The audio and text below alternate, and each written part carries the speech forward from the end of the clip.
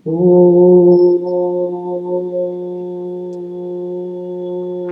नमः सिद्धेभ्यः। ॐ नमः सिद्धेभ्यः। ॐ नमः सिद्धेभ्यः।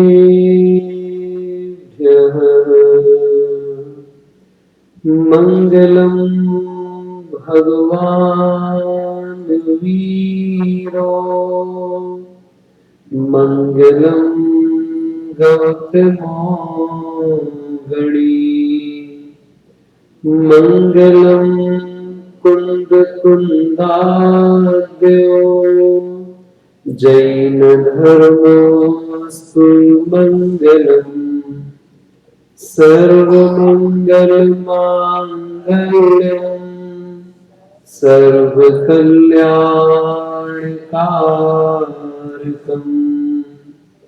प्रधानं सर्वधर्माणां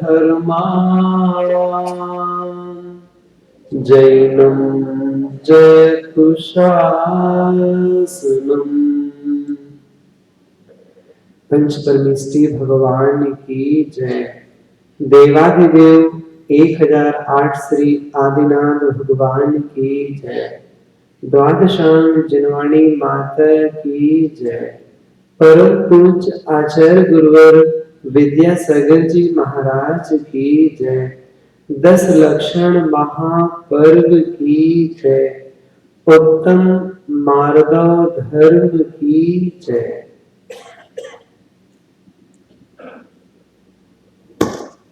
10 लक्षण पर्व का दूसरा दिन आज के दिन उत्तम मार्दव धर्म की पूजन होती है एवं हम अपने अंतरंग में ये भावना भाते हैं कि वह मृदुता, कोमलता, नम्रता हमारे जीवन में आए, जिससे कि उस धर्म को हम धारण करके अपना कल्याण कर सकें।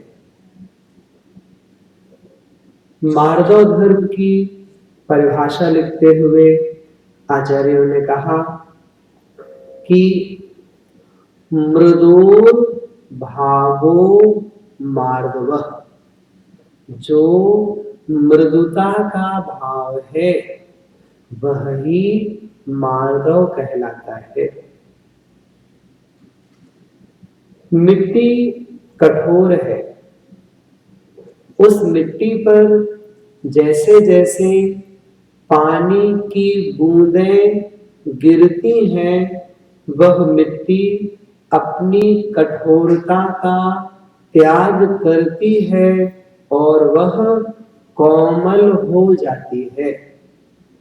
वैसे ही हमारा हृदय भी अहंकार के कारण से कठोर बना हुआ है। उस कठोरता को दूर करने के लिए जिनवाणी के अमृत रस का पान करते जाएंगे तो हमारा हृदय भी मृदु अर्थात कोमल हो जाएगा।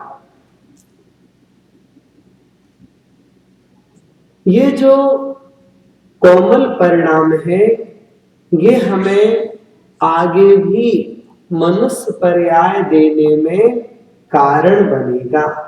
हम चाहते हैं इस मानव पर्याय में हम जितना अच्छा काम कर पाए हैं आगे भी हम अगले भवों में भी ऐसे अच्छे काम कर पावे।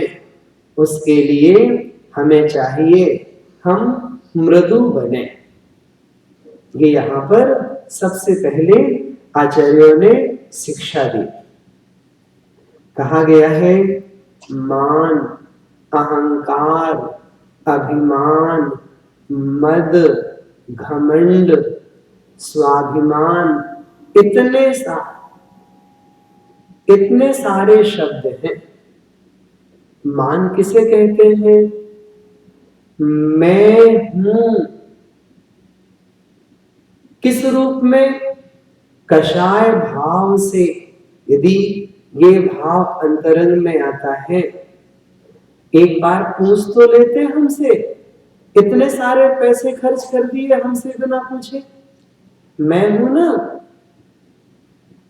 मेरे से पहले पूछो। हम कमाते हैं, आप कमा के लाते हो क्या? तो जो ये मैं पने का भाव है, यही अहंकार, यही मान कहलाता है। एक कदम और आगे बढ़ते हैं।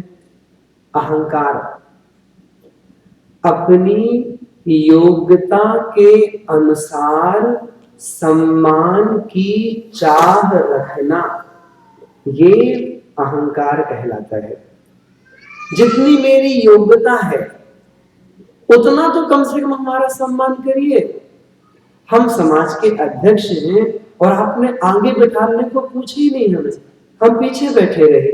एक बार तो देख करके आगे बिठा लेते, एक बार नाम तो माइक से ले लेते कम से कम हमारा।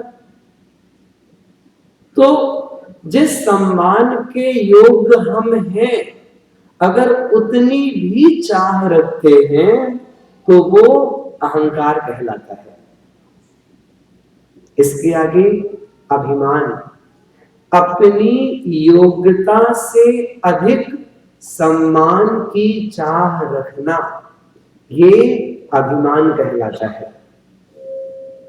मद इससे भी खतरनाक है।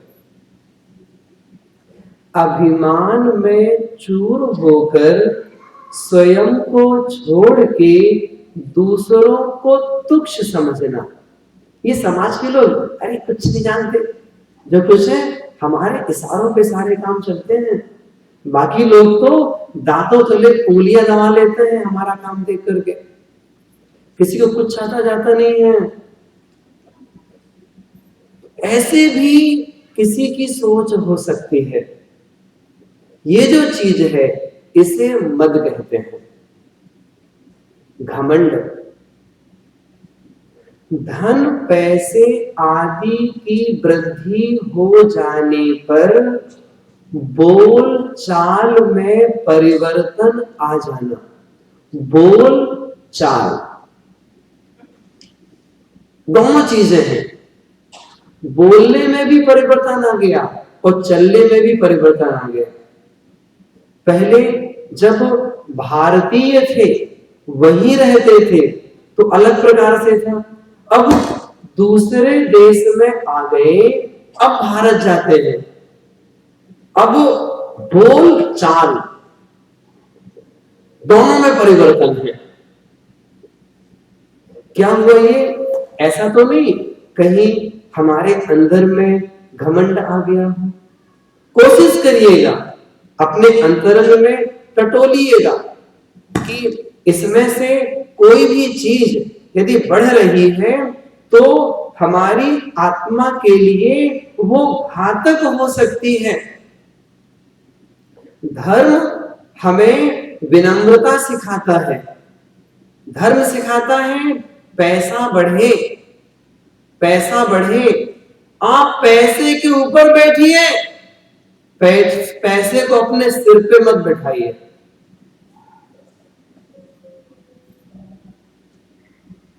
ये बिल्कुल पंक्ति अपने दिमाग में रखिएगा कि हम पैसे को सिर पे नहीं बैठाएंगे, पैसे के ऊपर बैठेंगे, अर्थात उसे दबा के रखेंगे, उसका अहंकार हमारे जीवन में ना आने पाए। कभी भी अपनी पद प्रतिष्ठा का अहंकार ना आने पाए, कभी अपने ज्ञान का भी अहंकार ना आने पाए। बड़े बड़े लोग संसार में हो चुके हैं, उन्होंने भी ज्ञान का अहंकार नहीं किया।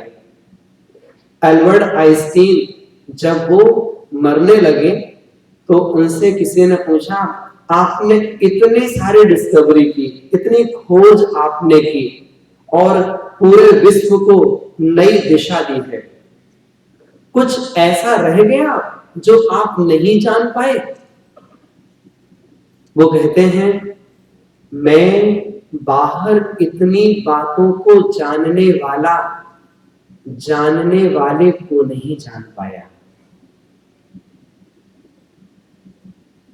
इन सबको जानने वाली जो आत्मा है, उस आत्मा का स्वरूप क्या है वो मैं नहीं जान पाया।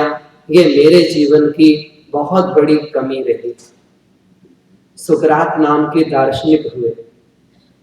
वे लिखते हैं, जब मेरे पास थोड़ा सा ज्ञान था तो मैं हाथी की मदमस्त चाल से चलता था। देखा मुझे कितना ज्ञान है। और जैसे जैसे मेरा ज्ञान बढ़ता गया तो मैंने जाना, किसी भी क्षेत्र में जाइए ज्ञान तो अथाह है। किसी भी क्षेत्र की कोई सीमा नहीं है। आप पढ़ते रहिए, एक ही विषय को सारी जिंदगी पढ़ते रहिए तो भी विषय की पूर्ति नहीं हो पाती। जब मैंने ज्ञान को बढ़ते हुए देखा तो मेरी चाल चींटी के समान हो गई।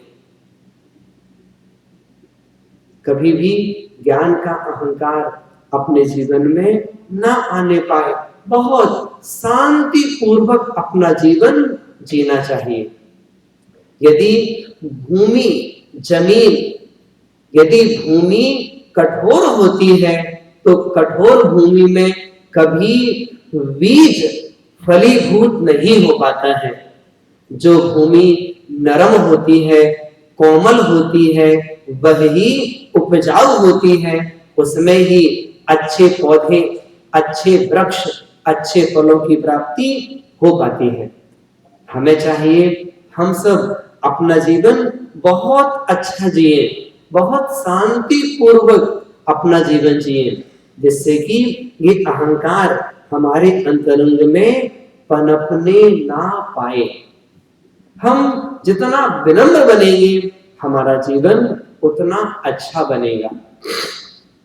जिस समय रावण मरने लगा उस समय श्री रामचंद्र जी ने लक्ष्मण को रावण के पास भेजा और जाकर के कहा कि रावण बहुत बुद्धिमान है, जाओ उससे कुछ शिक्षा लेकर के आओ। लक्ष्मण ने मना किया, मैं नहीं जाऊंगा। भाई ने कहा, भाई का आदेश, तुम जाओ। और वो लक्ष्मण रावण के सिर के पास खड़ा हो गया और कहता है, मेरे भाई ने भेजा है, तुम मुझे ज्ञान दो। रावण कुछ नहीं बोला, लौट के आ गए लक्ष्मण जी। पुनः भेजा, शिक्षा लेना है, सिर पे खड़े रहोगे किसी के, चरणों के पास जाओ तो शिक्षा मिलेगी। दूसरी बार पुनः विनम्रता के साथ में लक्ष्मण जी गए, हाथ जोड़कर विनय पूर्वक रावण से कहते हैं, हमें शिक्षा दीजिए। उस समय रावण ने लक्ष्मण के लिए 3 शिक्षाएं दी। सबसे पहले कहा, शुभस्य शीघ्रम, अच्छे कार्य में देर नहीं करना।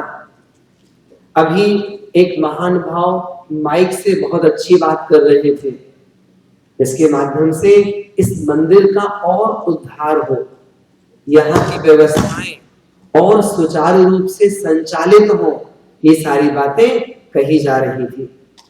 और उन्होंने कहा, इतने पैसे आप दें तो व्यवस्थाएं अच्छी बनेगी। बहुत लोगों के मन में भाव आ गया होगा। कहते हैं, शुभस्य शीघ्रम, भाव आ गया है, तुरंत डोनेशन दे देना चाहिए। क्यों? वो समय बीतने के बाद, आधे घंटे बाद हो सकता है वो भाव फिर समाप्त हो जाए। ठीक है, हर साल तो देते हैं, इस साल नहीं देंगे, कम दे देंगे, थोड़ा दे देंगे, कौन सा कोई देखने वाला, सबको तो देना है। तो वो भाव निकल गया ना। तो शुभस्य शीघ्रम, दिमाग में बात बैठ गई।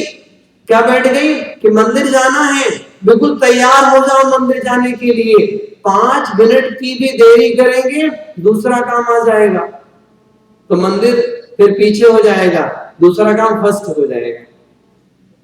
कोशिश करिएगा सुबह से शीघ्रम, यदि अच्छे विचार हमारे मन में आते हैं, उन विचारों को जल्दी से जल्दी पूरा कर लेना चाहिए। रावण के मन में आ गया था कि मैं सीता को लौटा दूंगा, लेकिन उसने कहा लौटा दूंगा पक्का, लेकिन एक बार राम मेरे चरणों में झुक जाए, बस इतनी मेरी इच्छा है, मैं सीता को लौटा दूंगा। तो अच्छे काम का भाव तो आ गया, लेकिन करने में देरी कर दी। दूसरी शिक्षा दी, क्रोध में निर्णय नहीं करना। मैंने सीता का हरण किया, यह निर्णय मैंने विवेक पूर्वक नहीं किया, ये निर्णय मैंने क्रोध के आवेग में आकर के किया। हम इस बात को उस समय भूल गए थे कि जो ये बलभद्र हैं, रामचंद्र जी हैं, ये बलभद्र हैं, ये हमसे श्रेष्ठ पुरुष हैं, और किसी बलभद्र की पत्नी को उठा करके ले आना, ये हमारे लिए कोई गौरव की बात नहीं है। मुझे ऐसा काम नहीं करना चाहिए था, मैंने ये निर्णय लिया, ये मैंने क्रोध में आकर के लिया, इसलिए मेरा सर्वनाश हो रहा है। आप देखिए, हम सब लोग अपने जीवन में बहुत सारे निर्णय क्रोध में आकर के कर लेते हैं, फिर बाद में हमें पछताना पड़ता है। देखो, गुस्से में आकर हमने अपशब्द कह दिया, गुस्से में आकर के हमने थप्पड़ मार दिया, गुस्से में आकर के हम वो घर छोड़ के चले आए। अगर उस समय हम 5 मिनट का विवेक रखते, थोड़ा शांत परिणाम रखते, तो हो सकता है हमारा काम अच्छा हो जाता। जब राग द्वेष की आंधी आती है तो ज्ञान की खिड़की बंद हो जाती है। तो मेरी उस क्रोध के कारण से ज्ञान की खिड़की बंद हो गई, इसलिए मैंने गलत निर्णय ले लिया। हमें भी शिक्षा लेनी चाहिए, कभी क्रोध में आकर ऐसे निर्णय ना ले लें जिससे कि सारी जिंदगी हमें पछताना पड़े। विवेक पूर्वक कार्य करना चाहिए। तीसरी शिक्षा जो वहां पर दी गई, वो बताई गई कि बड़ों की सलाह मानना। रावण कहते हैं, मेरे परिवार में सभी लोगों ने मुझे समझाया था कि तुम सीता को लौटा दो, यहां तक कि मेरी पत्नी ने समझाया, मेरे छोटे भाई विभीषण ने भी समझाया, लेकिन मैंने अहंकार के कारण से किसी की नहीं सुनी, किसी की नहीं मानी, इस कारण से मेरा अहित हो गया। हमें भी इस बात का विवेक और विचार करना चाहिए। जो हमसे आपसे जो बड़े जन हैं, बड़े जन उम्र में भी होते हैं और बड़े जन बुद्धिमत्ता की अपेक्षा से भी होते हैं। हमें निर्णय करना चाहिए, जब कभी भी अपने जीवन में विपरीत परिस्थितियां हो तो किसी दूसरे के पास जाकर के सलाह लेकर के सही निर्णय अपने जीवन को अच्छा बनाने के लिए करना चाहिए। वो जो 3 बातें बताई गई, उन बातों का यदि विचार हम आप लोग भी हमेशा करते रहेंगे तो समझिएगा अपना जीवन भी अच्छा बनेगा। बहुत सारी बातें हैं, उत्तम मार्ग और धर्म को लेकर के हम सीख सकते हैं। कहा गया है अच्छा जीवन बिताना है तो कोशिश करिएगा प्रतिष्ठा से थोड़ा दूर रहिए, प्रतिस्पर्धा से थोड़ा दूर रहिए, उससे हमारा जीवन अच्छा बनेगा। आज का जो दूसरा बिंदु है उसकी ओर चलते हैं। सुख और दुख, ये दो शब्द हैं, इन शब्दों से सभी का परिचय है। हम सब लोग यहाँ पर बैठे हुए हैं, हर कोई जानता है सुख क्या है और दुख क्या है। लेकिन हम आप लोग दुख जिसे मानते हैं, क्या दुख इसी का नाम है? हम आप लोग सुख जिसे मानते हैं, सुख यही है अथवा ये सुख और दुख ये और भी कोई चीज है? इस बात पर थोड़ा विचार करते हैं। जो सुख की परिभाषा हम आप लोग सीखते हैं उसे कहा जाता है सु। सु माने अच्छा लगना, ख माने इंद्रिय। इंद्रिय बोले तो स्पर्शन, रसना, घ्राण, चक्षु, कर्ण, ये 5 इंद्रियां होती हैं। तो जो इंद्रियों को अच्छा लगता है उसे सुख कहते हैं। और दुह माने बुरा, दुह माने असुहावना। जो इंद्रियों को जो बुरा लगता है वो दुख है। ये सुख दुख की जो परिभाषा है, ये परिभाषा बहुत स्थूल परिभाषा है। सुख और दुख के अंतरंग और बहिरंग कारणों पर विचार किया गया। सुख और दुख का जो अंतरंग कारण है वह साता वेदनीय और असाता वेदनीय कर्म का उदय है। ये अंतरंग कारण है। और बहिरंग कारण सारे पदार्थ जो हमें बाहर संसार में दिखाई पड़ते हैं। अब विषय को आगे बढ़ाएंगे। अंतरंग में साता वेदनीय कर्म का उदय हो और बहिरंग में हमारे अनुकूल सामग्री हो तो हम कहते हैं हम सुखी हैं। अनुकूल सामग्री का मतलब क्या होता है? हम जो चाहते हैं वो हमें प्राप्त है। हम जैसा भोजन करना चाहते हैं डाइनिंग टेबल पर वैसा भोजन रखा हुआ है। और अंतरंग में साता का उदय है। आप भोजन करिए, कैसा लग रहा है? बहुत बढ़िया। हम जैसा मौसम चाहते हैं, टेम्परेचर जितना चाहते हैं उतना है, तो क्या बोलते हैं? मौसम लाजवाब मौसम है। ऐसा मौसम बहुत कम आता है। अभी 2 महीने पहले तो हालत खराब थी, इतना पसीना आता था। लेकिन अब कैसा है? अब मौसम अच्छा है। आप बताइए, मौसम अच्छा बुरा होता है या फिर हमारे परिणाम अच्छे बुरे होते हैं? हमारा स्वास्थ्य अच्छा है तो आप कुछ भी खाइए, सब अच्छा लगेगा। हमारा स्वास्थ्य खराब हो गया और माँ ने हलवा बना के दे दिया, रसगुल्ले बना के दे दिए। कल तो आपने बहुत अच्छे खाए, बहुत अच्छे से खा लिए थे, आज क्या हो गया? वो आज पेट गड़बड़ है, इसलिए आज हलवा नहीं खा पाएंगे। कल तो खा लिया था। तो हलवा अच्छा होता है कि बुरा होता है? याद रखिए, बाहरी वस्तु ना अच्छी होती है ना बुरी होती है। अच्छी बुरी तो हमारी मान्यताएं होती हैं। हमारी जो इच्छाएं हैं, हमारी जो वांछाएं हैं, वो कैसी हैं, हमारी इच्छाएं कितनी हैं, उसके अनुसार हम वस्तु में ये आरोप लगा देते हैं, ये वस्तु बुरी है, ये वस्तु अच्छी है।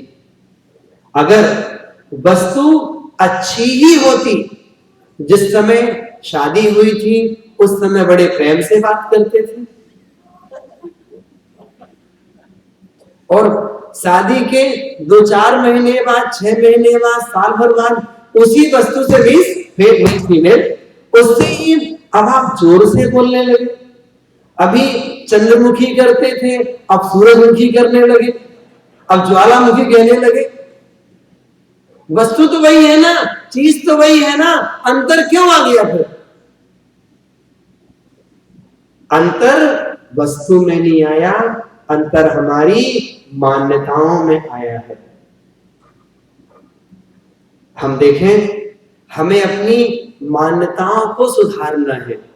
कभी प्राणनाथ बोलते थे, ये मेरे प्राणनाथ है, कभी प्राण बोलते हैं, अब अनाथ बोलने लगे। तो क्या हुआ? ये वस्तु वही है, लेकिन समय चलते चलते चलते हम उस वस्तु के प्रति अलग परिणाम क्यों करने लगते हैं? ये हमारी मान्यताओं में अंतर आया है। हमें चाहिए अपनी मान्यताओं को सही करें, उस वस्तु से हमेशा सुख मिलेगा। और मान्यताओं में परिवर्तन आता है तो अच्छी वस्तु भी बुरी लगती है। और कई बार एक ही वस्तु, मतलब एक ही बहू अथवा एक ही बेटी उस परिवार में मां को अच्छी लगती है, पति को अच्छी नहीं लगती। वही वस्तु पति को अच्छी लगती है, मां को अच्छी नहीं लगती। चक्कर क्या है ये? एक ही घर में 4 लोग हैं, एक अपनी पत्नी की बुराई करता है और दूसरा अपनी बेटी की तारीफ करता है। वही वस्तु है, पत्नी के रूप में है, उसकी बुराई होती है, और उसकी मां है, वो अपनी बेटी की तारीफ करती है। तो अंतर किसमें है? अंतर हमारी मान्यताओं में है। हमें चाहिए हम अपनी मान्यताएं अच्छी करें, अपनी सोच में परिवर्तन करें, उससे हमारा जीवन अच्छा बनेगा। हमेशा गुणात्मक दृष्टि रखें। हमेशा जिन लोगों के बीच में हम रहते हैं उनके बारे में सकारात्मक पॉजिटिव विचार रखें, उससे हमें हमेशा सुख मिलेगा। गलती कहां पर होती है? आप प्रातःकाल अपने ऑफिस गए और घर पे 4 काम बता गए, और जब लौटते हैं ऑफिस से 4 बजे या 4:30 बजे, तो गाड़ी में बैठे हुए वो चारों काम याद कर रहे हैं। पहला काम, दूसरा काम, अगर एक भी काम नहीं हुआ होगा ना, मैं घर देखो क्या तहलका मचाता हूं। गाड़ी चल रही है और दिमाग में क्या है? वो सुबह के 4 काम घूम रहे हैं। अब घर पहुंचते ही अगर एक भी काम में कमी आती है तो फिर हमारा अहंकार वहां बोलता है। हम नहीं बोलते, फिर वहां अहंकार बोलता है। कितने बार समझाया, तुम्हारे समझ में नहीं आता, सारे काम करने चाहिए थे ना। ये बात क्यों दिमाग में आ रही है? क्योंकि जब घर लौट रहे थे ना, तो और कुछ नहीं सोचते थे, और जो 4 काम बार बार सोच रहे थे, और ये भी सोचते थे नहीं हुए होंगे तो आज तो ऐसे ऐसे उत्तर देना है मुझे। आप सोचिए, दुख कहां पर है? हमारी मान्यताओं में है। सुख कहां है? हमारी मान्यताओं में है। अगर हम उस समय लौटते समय ये विचार करें, ठीक है जितना हो गया होगा ठीक है, नहीं हुआ होगा तो हम साथ मिलके कर लेंगे। अगर इतना पॉजिटिव सोचते हुए आ रहे होते तो हमें कोई परेशानी नहीं होती, कोई गुस्सा नहीं आता। क्यों? सहन शक्ति बनी रहती। लेकिन हम स्वयं अपने दुख को बढ़ाने में कारण बन जाते हैं। हमें चाहिए हम अपने कारणों से, अपने चिंतन से अपने दुखों को ना बढ़ाएं, तो हम घर परिवार में रहते हुए भी सुख से जीवन जी सकते हैं। बाहरी वस्तु ना अच्छी होती है ना बुरी होती है, अच्छी बुरी हमारी मान्यताएं होती हैं। और जो ये सारी दुनिया है, ये सारी दुनिया कुछ ना कुछ तो बोलती ही है। आप अच्छा करो तो बोलेगी, बुरा करो तो बोलेगी, कुछ ना करो तो भी बोलेगी। एक व्यक्ति अपने बेटे के साथ घोड़ा लेकर के जा रहा था। अब घोड़ा खाली था और दोनों बेटा और पिताजी दोनों पैदल चल रहे थे। लोग क्या बोलते हैं, अरे कैसा मूर्ख है ये, इतना मजबूत घोड़ा है और दोनों पैदल चल रहे हैं। अब दोनों घोड़े पे बैठ गए तो भी लोग कह रहे हैं। अब क्या कहते हैं, देखो तो इनको थोड़ा सा भी दया भाव नहीं है, एक घोड़ा और दो लोग बैठे हुए हैं। उसने अपने बेटे को उतार दिया, खुद घोड़े पे बैठ गया। देखो तो ये कैसा पिता है, इसको अपने बेटे की बिल्कुल चिंता नहीं है, खुद घोड़े पे बैठा है। देखो बेटा पैदल चल रहा है और खुद उतर गया, बेटों को बैठा दिया। तो भी लोग कहते हैं, देखो तो इस बेटे को बिल्कुल शर्म नहीं है, खुद तो घोड़े पे बैठा है और उसका पिता पैदल चल रहा है।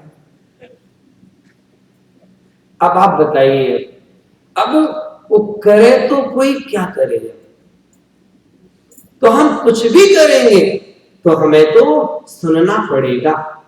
ध्यान रखना, ये संसार है, जो काम करते हैं उनको ही सुनना पड़ता है, जो काम नहीं करते उन्हें कुछ नहीं सुनना पड़ता। और कार्य का श्रेय भी उन्हें ही मिलता है जो काम करते हैं, गलतियां भी उनसे ही होती हैं जो काम करते हैं, चाहे वो सामाजिक कार्य हो, चाहे धार्मिक कार्य हो, चाहे वो पारिवारिक कार्य हो, चाहे ऑफिस के वर्क हो। सुनना भी उन्हें पड़ता है जो काम करने वाले होते हैं। आलसी लोगों से कोई काम के लिए कहता भी नहीं। आलसी लोगों को लोग जगाते भी नहीं है, तू सोता रहे, मुझे मालूम तू सोता रहेगा। लेकिन जो काम करने वाला होता है 6:30 बजे, हाँ आ जाएंगे हिमांशु जी तैयार। क्या हुआ मिस, एक उदाहरण मैंने दिया आपको, सब तैयार हो जाते हैं। क्यों हो जाते हैं, मालूम है ये काम इनसे हो जाएगा। आप काम किससे कहोगे, जो जल्दी कर देगा, जो समय पे कर देगा। इसलिए बहुत अच्छी तरह से शांतिपूर्वक हम सभी को अपना जीवन जीना चाहिए। जब हम सुख और दुख की बात करते हैं, ये सुख अनेक प्रकार का होता है। एक सुख होता है इंद्रिय सुख, दूसरा सहज सुख, तीसरा अतीन्द्रिय सुख, चौथा अनंत सुख, पांचवा अव्याबाध सुख। इंद्रिय सुख जो 5 इंद्रियों के माध्यम से हमें प्राप्त होता है, उसे हम इंद्रिय सुख कहते हैं। आज के समय में संसार के अधिकतर प्राणी इंद्रिय सुखों में ही मस्त रहते हैं। रहने का मकान आलीशान होना चाहिए, कपड़े गद्दे तकिए सब शानदार होना चाहिए, खाने पीने के लिए जो सबसे अच्छा सामान है मिलना चाहिए, लाइफ लग्जरी होना चाहिए। बस इसी का नाम सुख है। ये इंद्रिय सुख कहलाता है। इंद्रिय सुख क्षणिक है, इंद्रिय सुख स्थायी नहीं है, इंद्रिय सुख त्रैकालिक नहीं है। क्षणिक मतलब थोड़े समय के लिए रहने वाला है। अब आप देखिए, थोड़े समय को रहने वाला है, इसका अर्थ क्या, इसका अर्थ यह है या तो हमारी भोगने की शक्ति समाप्त हो जाएगी या फिर वो वस्तु समाप्त हो जाएगी। किसी ने कहा, अगर आप एक दिन के लिए सुखी रहना चाहते हो तो आज ऑफिस मत जाइए, आपका दिन सुख में बीतेगा। आप 1 घंटे के लिए सुखी रहना चाहते हो तो 10 मिनट की नींद ले लीजिए, 1 घंटे आपको अच्छा लगेगा। आप 7 दिन के लिए सुखी रहना चाहते हो, आप तीर्थ यात्रा पे चले जाइए। आप 1 महीने के लिए सुखी रहना चाहते हो, आप शादी करा लीजिए। यदि आप साल भर के लिए सुखी रहना चाहते हो, आप बहुत पैसा कमाइए। पैसा सुख देगा साल भर के लिए, उसके बाद वो ही पैसे से प्राप्त हुई सामग्रियां कष्टकारी हो जाएंगी। और यदि जीवन भर सुखी रहना चाहते हो तो जिस समय जो काम कर रहे हो अपना मन उस काम में लगाइए, आप सारी जिंदगी सुखी रहेंगे।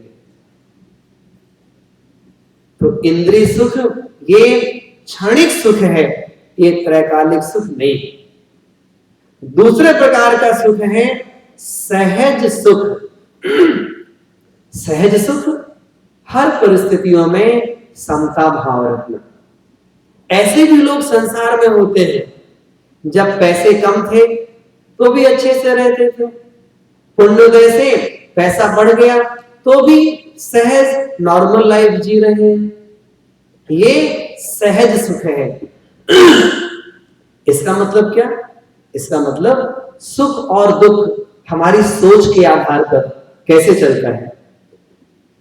एक व्यक्ति धूप में चला जा रहा था, चलते चलते चलते उसे बहुत पसीना आने लगा। वो दूर देखता है, देखो देखो कितना बढ़िया बड़ा वृक्ष दिखाई दे रहा है, बस थोड़ा थोड़ा सा ही धूप में चलना है, फिर हम वृक्ष की छांव में बैठ जाएंगे। तो धूप में चलते हुए भी उस वृक्ष का विचार करके वो शांत भाव से चला जा रहा है, उसे तकलीफ नहीं हो रही। दूसरा व्यक्ति है, वो पेड़ के नीचे बैठा हुआ है और सोचता है 5 मिनट बैठने मिलना है, तो देखो धूप ही धूप है। तो वो वृक्ष की छांव में बैठा हुआ भी दुख का अनुभव, कष्ट का अनुभव कर रहा है। आप सोचिए हमारी सोच कैसी है। आपको मालूम है एक शहर से दूसरे शहर में आपको जाना है, अगर आपके पति देव आपको रेलवे स्टेशन पर अथवा एयरपोर्ट पर 1 घंटे पहले ले गए, उन्होंने टाइम पता नहीं किया, अथवा अचानक ट्रेन अथवा फ्लाइट लेट हो गई, तो घर के लोग एयरपोर्ट में बैठे आसमान उठा लेते हैं। ध्यान तो रखना चाहिए था, पता नहीं कर सकते क्या? देख तो लेते टाइम क्या हुआ है, हम घर में और काम कर लेते। अब वहां बैठे उसका आनंद नहीं आ रहा है, घर की चिंता का काम लगा हुआ है। क्या हुआ? हम जहां बैठे हैं वहां नहीं जी पाते हैं। इस कारण से कष्ट का अनुभव करते रहते हैं और दूसरे को कोसते रहते हैं। इन सबसे बचने का प्रयास करना चाहिए।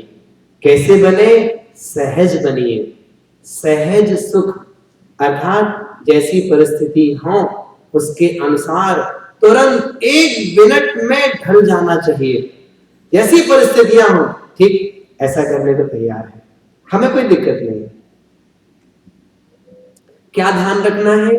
ध्यान ये रखना है कि दोनों टाइम सुख से भरपेट भोजन करने को मिले। ये ध्यान रखिए, इसमें कमी नहीं होना चाहिए। और जितना हो सके हम अपने भगवान का स्मरण करेंगे और इसके अलावा जो हमारी जिम्मेदारियां हैं उसका पालन अच्छी तरह से करेंगे। इसी का नाम सहज सुख है। अन्यथा कहा गया है कि वांछाओं के समुद्र में बैठा हुआ व्यक्ति महादरिद्र होता है। सुखी रहने का क्या राज है? कहते हैं अपनी इच्छाओं को सीमित करो और परिस्थितियों में तालमेल बैठाओ। हम पुनः बोलते हैं, अपनी इच्छाओं को सीमित करो और परिस्थितियों में, परिस्थितियां समझते हैं आप लोग ना, जिन लोगों के बीच में अपना रहना होता है, वहां पर परिस्थितियां अनुकूल हैं, प्रतिकूल हैं, तो परिस्थितियों में तालमेल बैठाओ। ये आज के समय में सुखी रहने का उपाय है। यदि हम परिस्थितियों में तालमेल नहीं बैठा पाते, समझिएगा दुख ही दुख रहेगा, सुख नहीं मिल पाएगा। एक कदम और आगे बढ़ते हैं। तीसरे प्रकार का सुख है अतीन्द्रिय सुख। ये सुख हम गृहस्थों के पास नहीं होता। ये सुख उन दिगंबर मुनिराजों के पास, साधुओं के पास होता है, जो साधु अपने आत्म स्वरूप में लीन होते हैं, जिन्हें दीन दुनिया से कोई मतलब नहीं है, जिन्हें पंच इंद्रिय विषय भोगों की जो इच्छाएं हैं वो समाप्त हो गई हैं। ऐसे साधुओं का जो सुख है वह अतीन्द्रिय सुख कहलाता है। अनंत सुख, जिन्होंने चार घातिया कर्मों का क्षय करके अरहंत अवस्था की प्राप्ति कर ली है, ऐसे रणमो अरिहंताणुम, उन अरिहंत परमेष्ठी जी के सुख को अनंत सुख कहते हैं। और जिन्होंने समस्त कर्मों का क्षय करके सिद्ध अवस्था की प्राप्ति कर ली है, ऐसे सिद्ध परमेष्ठी जी के सुख को अव्याबाध सुख कहते हैं। यदि सुख की परिभाषा कोई पूछे तो क्या उत्तर दीजिएगा? जिसके बाद दुख ना आवे उसे सुख कहते हैं। अब आप सोचिए यार कि हम सुखी हैं कि दुखी हैं? जिसके बाद दुख ना आवे उसका नाम सुख है। अब आप बताइए कि ऐसा कोई साधन, कोई वस्तु, कोई व्यक्ति हमारे पास में है कि हम कह सकें कि हां मुझे ये मिल जाएगा, इसके बाद मुझे कोई चाह नहीं है? ऐसा हम कह सकते हैं क्या? नहीं कह सकते। तो सुख की सही परिभाषा, जिसके बाद दुख ना आए वो सुख है, वो परिभाषा हमारे आपके साथ घटित नहीं हो सकती। ये परिभाषा तो उन अरहंत भगवान और सिद्ध भगवान के ही घटित हो पाती है, जिन्होंने सुख और दुख देने वाले कर्मों का ही क्षय कर दिया है, कर्मों का ही नाश कर दिया। उनके पास ही वास्तव में सुख हुआ करता है। हमारी आपकी स्थिति तो सूरज और चंद्रमा की तरह है। जैसे सूर्य आता है, चला जाता है, फिर आता है, फिर चला जाता है, वैसे ही सुख कभी दुख, कभी सुख कभी दुख, ऐसी परिस्थितियां हमारी आपकी हमेशा हमेशा से बनी हुई है। हमें चाहिए हम अपने जीवन को और अच्छा बनाने की कोशिश करें, अपनी कषायों को और हम मंद करने का प्रयास करें। हमारे पास जितनी सामग्री है उतनी सामग्री में ही हम संतोष परिणाम रखें, उससे हमारा जीवन सुखमय बनेगा, हमारा जीवन अच्छा बनेगा। हम सभी को चाहिए वो सुख हमारा बढ़े तो कैसे बढ़े, इसके पीछे क्या कारण है? उसके पीछे कारण है हमारा राग भाव, अटैचमेंट।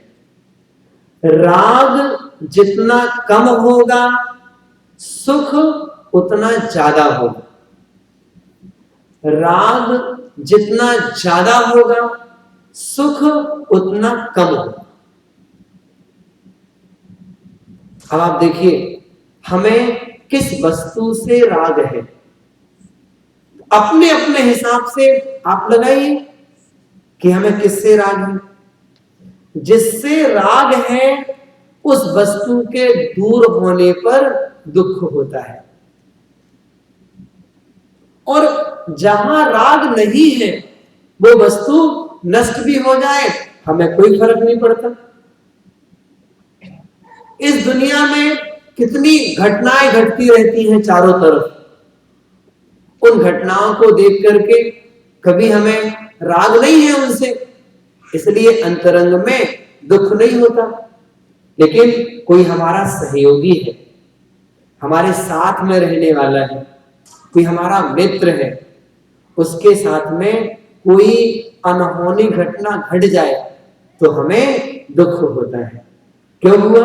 उसके प्रति हमारा राग था। और ये राग भी समय समय पर बदलता रहता है। छोटे बच्चे के लिए दो खिलौना हाथ में दे दिया जाए, उसका सारा संसार उसे मिल गया, उसे ऐसा लगता है। और हमें संसार की सारी संपत्ति मिल जाए, उसके बाद भी कमी महसूस होती है। कहा गया कि उसने 5 लाख कमाए, क्या बोलता है वो? मैंने 5 लाख कमाए। नहीं, वो कहता है 5 लाख कम आए, 10 चाहिए है। अच्छा, 10 मिल गए, 10 लाख कम आए, 15 चाहिए है। इच्छाएं बढ़ती चली जाती हैं, इच्छाएं बढ़ती चली जाती हैं। इस कारण से हम अपने आप में अंतरंग में सुखी नहीं हो पाते हैं। यदि सुखमय जीवन व्यतीत करना है तो 3 बातों का निर्णय आज करके जाइएगा। पहला निर्णय, हम उम्र से बंधे, हम उम्र से बंधे। नंबर 2, हम धन से बंधे। नंबर 3, हम जिम्मेदारियों से, अपने कर्तव्यों से बंधे। आप सोचिएगा कि कब तक पैसा कमाना है। कोई उसकी उम्र है 60 वर्ष, 62 वर्ष, 65 वर्ष, 70 वर्ष की अंतिम श्वास तक ऑफिस जाते रहेंगे।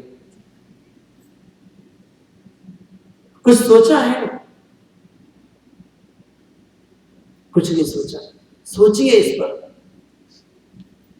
कि किस उम्र तक पैसा कमाएंगे, किस उम्र तक काम करेंगे, व्यापार करेंगे, ऑफिस में जाएंगे।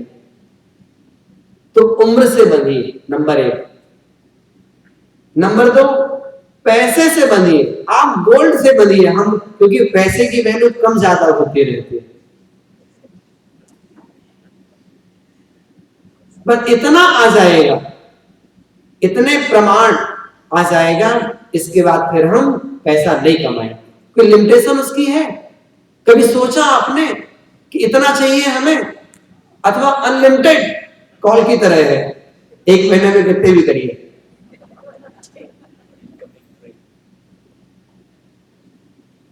इस पर विचार करिएगा कि मुझे कितना कमाना है। फिर ये भी सोचिएगा मात्र अपने लिए कमाना है या दूसरे के लिए भी कमाना है। आप कर्तव्यों से बंधिए। कर्तव्य क्या हमारा है? कर्तव्य, कर्तव्य पत्नी के प्रति है, कर्तव्य बच्चों के प्रति है। इसके आगे कर्तव्य मत मानिएगा, बिल्कुल ध्यान रखिएगा, गांठ बांध लीजिएगा। हमारा कर्तव्य किसके प्रति है? हमारा कर्तव्य हमारे अपने बेटे के लिए है। उसका विवाह हो जाए और उसको अच्छी सर्विस मिल जाए, रहने का मकान हो जाए, वहां तक कर्तव्य हमारा है। बेटे के प्रति दादा का कोई कर्तव्य नहीं है। अगर हम संतान के प्रति भी कर्तव्य मान करके जीवन जीते रहे तो आखिरी बाल भी सफेद हो जाएगा, कर्तव्य की पूर्ति होने वाली नहीं, उसकी भी संतान होगी। फिर कहां तक हम लगे रहेंगे? अपने बारे में भी सोचिएगा कि मुझे अपना जीवन भी अच्छा बनाना है। मानव पर्याय में हमने दूसरों की चाकरी की, बाहर ऑफिस में भी दूसरे की नौकरी की और घर में भी दूसरे की नौकरी की। सारी जिंदगी क्या ऐसी बिता देंगे? कुछ अपने लिए नहीं सोचेंगे? हम सुनते तो बार बार हैं कि मनुष्य पर्याय दुर्लभ है, मनुष्य पर्याय बहुत मुश्किल से मिलती है, जैन कुल दुर्लभ है, स्वस्थ रहना बहुत दुर्लभ है, सब कुछ अच्छा है, उसके बावजूद भी 108 बार णमोकार मंत्र बोला नहीं जाता। मोबाइल में घंटे भर चिपके रहेंगे, लेकिन कहा जाए कम से कम एक माला तो फेर लिया करो। एक माला गिफ्ट में दी जा रही है, उसे फेरिए तो कम से कम। मन नहीं लगता साहब हमारा। अरे मन नहीं लगने दो, शब्द तो लगेंगे, बोल तो सकते हैं मुख से। मन जाता तो जान दे, तू मत जाए शरीर, और छूटी रही कमान तो कहा करेगा तीर। मन जा रहा ना, मन को जाने दो, वचन तो आपके पास में है। एक माला फेरने का मन नहीं करता। आप सोचिए कि हम सारे जीवन दूसरों के बारे में करते रहेंगे, अपने बारे में भी सोचिए। 5 मिनट 10 मिनट विचार करिए, मैं हूं कौन, कहां से आया और कहां है जाना, इस दुनिया में क्या है मेरा, साथ किसे ले जाना, क्या खोया क्या पाया अब तक, क्या मुझको है पाना, कैसा है मम रूप सलोना, कब शिव को है जाना। हम मोक्ष की बातें करते बार बार, मोक्ष मिल जाए, मोक्ष मिल जाए। ये रखा है यहां पर कटोरे में, ऐसे नहीं मिलने वाला। शब्दों से कल्याण कभी नहीं हो सकता, उसके लिए प्रैक्टिकल जीवन में उतारना पड़ेगा। जैन धर्म ये साइंस का पेपर है। किसका पेपर है? साइंस के पेपर में थ्योरी भी होती है और प्रैक्टिकल भी होता है। ये हिंदी का पेपर नहीं है ये कि थ्योरी मात्र से काम चल जाएगा। इसमें दोनों चीजें हैं। उन दोनों को अपने जीवन में यथा समय जब हम पालन करेंगे, धारण करेंगे, तभी मानव जीवन सफल हो पाएगा। तभी हम उस उत्तम सुख को, श्रेष्ठ सुख को, अव्याभाज सुख को प्राप्त कर पाएंगे। हम सबका जीवन पवित्र बने। जो सुख और दुख की बात है उसको हमने संक्षेप में समझने की कोशिश की और हमने जाना संसार में जो दुख है वो भी स्थायी नहीं है, सुख है वो भी स्थायी नहीं है, दोनों आते जाते रहते हैं। धूप छांव की तरह ये सुख और दुख संसार में हुआ करते हैं। यदि हमें वास्तविक सुख को समझना है तो वास्तविक सुख तो पारमार्थिक सुख कहलाता है, और वह पारमार्थिक सुख जिसके बाद दुख नहीं आए वो उसकी सही परिभाषा है। इस प्रकार से थोड़ी बात अपन ने सुख और दुख की और आज उत्तम मार्गव धर्म के दिन जो मृदुता है, कोमलता है, उसको भी हमने समझा। हम सभी लोग प्रयास करेंगे कि कल की अपेक्षा से आज हम थोड़ा और मृदु बनेंगे। देखिए, एक तो मृदुता वो होती है जो आपस में सबके सामने मालूम पड़ती है, और एक मृदुता वो होती है जो आपको घर में जिनके साथ आप रहते हो उनके सामने मालूम पड़ती है। आप देखिए, हम सबके सामने मृदु हैं अथवा उसके सामने भी मृदु हैं। आप विचार करिएगा। खैर, एक बात पक्की है कि जो कलेक्टर होता है ना, कलेक्टर, कलेक्टर की कलेक्टरी भी ऑफिस में ही चलती है। घर पे नहीं चलती। फिर भी कोशिश करिएगा कि हम विनम्र रहेंगे, हम अच्छे शब्दों का प्रयोग करेंगे, जिसके माध्यम से हमारे द्वारा किसी का दिल भी ना दुखे। जैसे हम सभी लोगों से बड़ी विनम्रता से और अच्छे शब्दों का व्यवहार करके बात करते हैं, वैसा ही व्यवहार हमें घर परिवार में रह के आपस में भी करने का प्रयास करना चाहिए। पुरुषार्थ करिए, कोशिश करिए कि हम अच्छे शब्द बोलेंगे, जिससे कि सबका जीवन अच्छा बने। हम बाहरी दूसरे लोगों के कारण से उतने कर्म नहीं बांधते हैं जितना कर्म बंध हम आपस में परिवार में रहते हुए एक दूसरे से गलत शब्दों का व्यवहार करके बांध लेते हैं। उनसे ही राग करते हैं, उनसे ही झगड़ा करते हैं, उनसे ही कर्म बांधते हैं। कोशिश करें अपने जीवन को और अच्छा बनाएं।